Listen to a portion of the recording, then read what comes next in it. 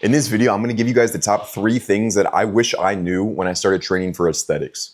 So a little bit of background, I have been training for 11 years now, and I've always been motivated and passionate about the bodybuilding style of training. I was never into powerlifting, not into like calisthenics or anything like that. I wanted to look good and I wanted to feel strong and healthy. Those were my big motivators when I was like creating my dream physique. So with that in mind, that's how I structured my training programs, my fitness goals, and everything that I did in my lifestyle to help facilitate those results. 11 years in, I've made a lot of mistakes, and I can definitely share what's worked for me and what hasn't worked for me. So a few of the things that I wanted to let you guys know revolve around what I wish I knew when I first started training, specifically for aesthetics, not powerlifting, not CrossFit or anything like that. So the first thing would be, don't be motivated by the weight. Now, what I mean by that is don't go too heavy, essentially. When it comes to training for aesthetics, while yes, you do want to push yourself and try to PR when appropriate, you can't be going heavy all the time. I believe that the heavier you go and the more you push yourself, the faster you accelerate your timeline for injury. If you ask most people in the gym who've been training for a long time, like 5, 10 years or even more, a lot of them have had injuries that significantly hurt them. Either they had to have surgery, they tore something, chronic low back pain. And those kinds of injuries can be catastrophic. And the majority of the time, they are created by people not having the right form, going too heavy, trying to 1 rep max when they're just not ready for it, those kinds of situations.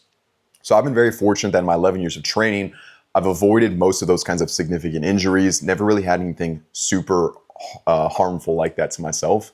And I know it's because I train very carefully. Now, of course, I do PR sometimes when I'm bulking. I do have days where I'm feeling stronger and I go heavier, but you got to be very careful with it, because the last thing you want is an injury. You tear your rotator cuff, you got to get surgery to fix that. You're out of the gym for 6 months and then you're starting from zero.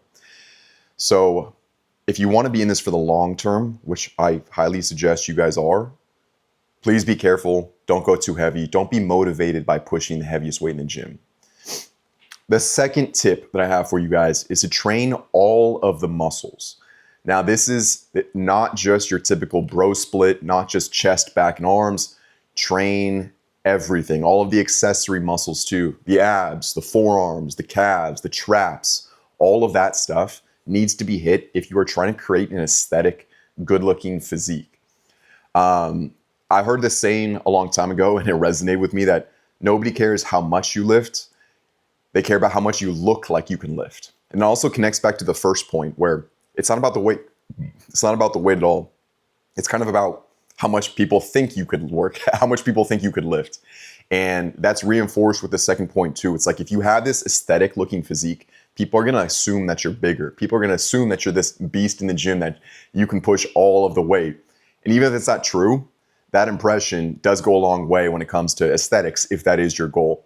And that is accentuated when you have a well-balanced, symmetric, and proportionate physique that comes with hitting all of your muscles, like forearms, traps, calves, everything like that.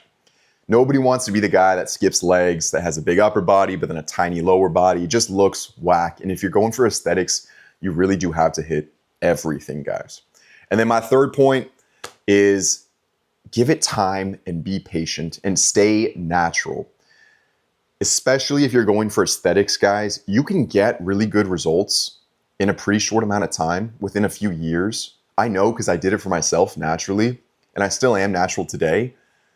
But sure, could you get results faster if you hopped on something and started blasting gear? Yes, but in the long term, that's not wise for your body. We want to be chasing health here. We want to be chasing longevity and sustainability, doing this for many, many years and hopefully decades into our future, not just a few years right now. So be patient with the process. While you can get significant results in a matter of a few years, it does take time, longer than that, to really build an impressive physique. And staying natural is by far the way to go. Unless for some reason you're a professional bodybuilder or you make money from your physique and you have to just be super lean and shredded all year round, staying natural is the best thing for young guys getting started in the gym. I'm so happy I never took anything myself. I still stand by that, and I would never really encourage anybody else to do that otherwise, especially when you're thinking about trying to be healthy in your 40s, 50s, and 60s.